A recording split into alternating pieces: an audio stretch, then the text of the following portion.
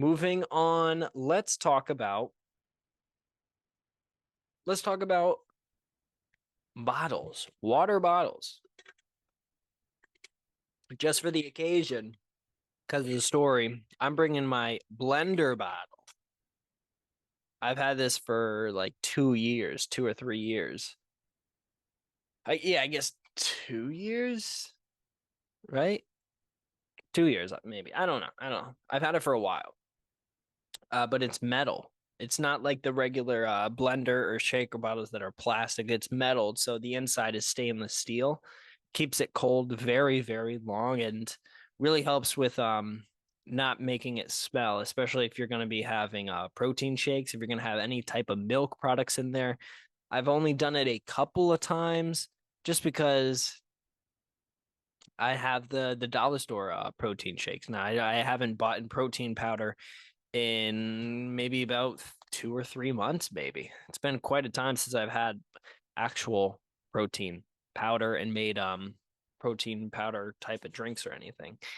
But this story is something that has kind of exploded. I saw Joe Rogan posted about it, a bunch of other CBS News, NBC, CNN, all these different places have kind of been talking about this story. So, what is this whole deal with nanoplastics in water bottles? All right, this is Eric Rawls, Earth.com staff writer. Let's go into the read mode. A new study has unveiled a startling truth about bottled water. It can contain up to hundreds of thousands of nanoplastics, a number that far exceeds previous estimates. For the investigations, researchers at Columbia Climate School used a novel microscopic technique focused on nanoplastics, which is largely unexplored domain. These tiny particles, the offspring of microplastics, pose potential threats to human health and ecosystems as they can infiltrate blood, cells, and even the brain. So microplastics is just very, very small plastics. And Joe Rogan, if you've listened to him, talked about it many times before. He's had a lot of people on his show actually talking about microplastics and kind of their effect on the human body, the physiology. He had Dr. Sandra Swan, I think her name was, and she talked about the decrease in testosterone, the impact that can have on men's testicles, which obviously has an impact on the testosterone and overall just hormones of a male. And it's not like it doesn't affect females either. It greatly affects females just as much. So this is a concerning thing.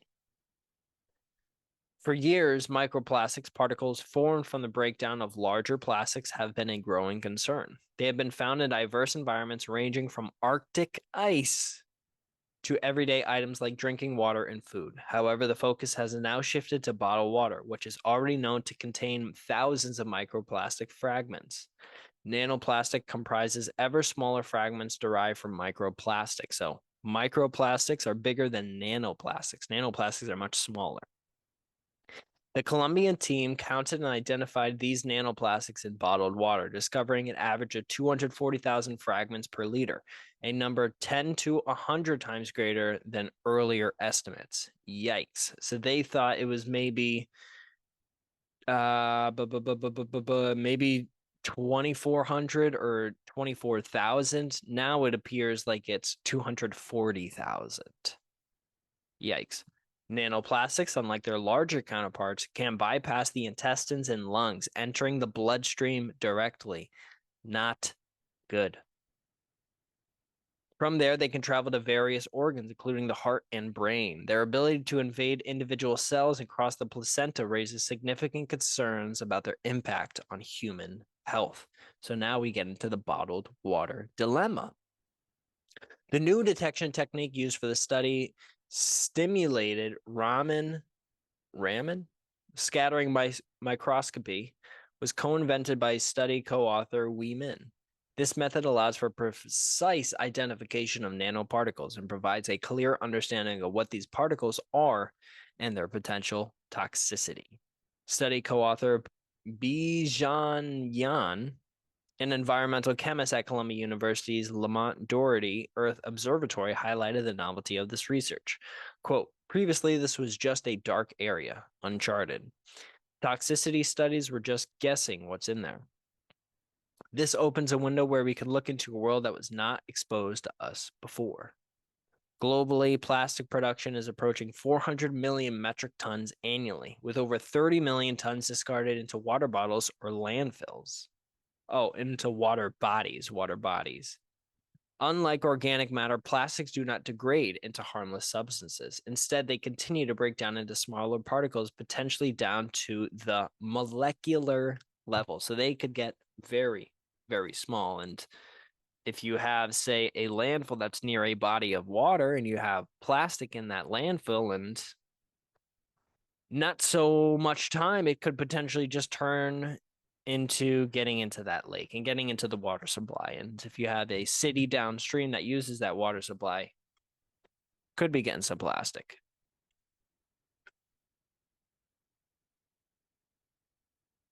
Nanoplastics are defined as particles smaller than 1 micrometer, measured in billionths of a meter. This is significantly smaller than microplastics. The discovery of these nanoplastics in bottled water is particularly alarming, considering their potential for biological interaction. The issues of plastics in bottled water came to the forefront following a 2018 study that detected 325 particles per liter. You heard that? I'll read it again. A 2008 study detected 325 particles per liter. Okay. Okay, so that sounds like a lot. Let's go back up here. The Columbia team, this new study, counted and identified nanoplastics in water, discovering an average of 240,000. Quite a bit more. Very concerning. The challenge has been in detecting particles smaller than 1 micrometer, which marks the boundary of the nano world. Study lead author Nixon Keon, a Columbia graduate student in chemistry, explained the limitations of previous studies. People developed methods to see nanoparticles, but they didn't know what they were looking at. She noted previous studies could provide both estimates of nanomass, but for the most part could not count individual particles nor identify which were plastics or something else. The new technique allows for not only detecting these particles, but also identifying their composition. This understanding is crucial for assessing the potential health risks posed by different types of plastics. In their analysis, the researchers found that polyethylene terephthalate, PET, commonly used in water bottles, was not the most abundant plastic. Instead, polyamide, a type of nylon likely originating from water purification processes, was more prevalent. This indicated that even processes meant to purify water may contribute to the problem.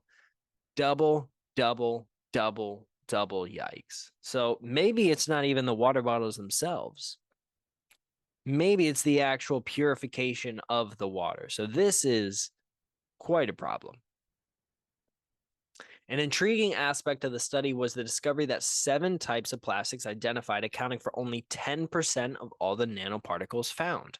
This means that a vast array of unknown particles are present in bottled water, emphasizing the complexity of this issue.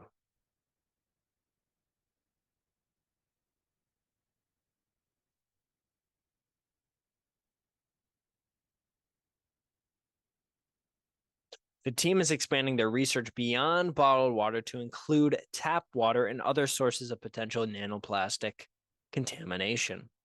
Collaborative efforts are underway to study nanoplastics in different environments, including Antarctic snow and human tissues, to better understand their ecological and health impacts.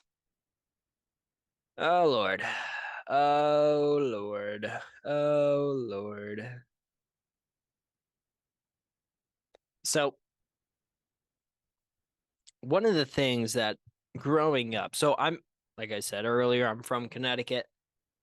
The big thing for my family was this place called Big Y. No, not Big Y. BJ's. BJ's. It's basically Costco. Needed a subscription, and it's basically a big warehouse with stuff in it. It's same thing as Costco. And we would get like 32 or 40 packs of bottled water. And every day I would take one, two, maybe three of those with me to school. And so would my brother, and so would my parents and everything. And I wonder if over the course of many years of doing that, drinking it out of water, leaving it in the car in the hot sun, and then coming back from a soccer practice and looking around and be like, oh, I need water. I'm thirsty. And seeing that, be like, oh, it's hot, but it's water. Doing that, I wonder how much effect that had on my body. And currently, right now, how much plastic do I got running through these veins? It's very, very interesting to think about. And the interesting thing here is it said that, or it implied that it wasn't even the bottles that it was in that is the main source of these nanoparticles and these nanoplastics. It's the actual purification process of the water where you're finding most of the residue of that process of making the water drinkable for humans that's putting these nanoplastics in the water. So this might be something that because you take water from a bottle that's made of plastic and then you put it into a glass jar, that might not make too much of a difference. So definitely very concerning. Very concerning.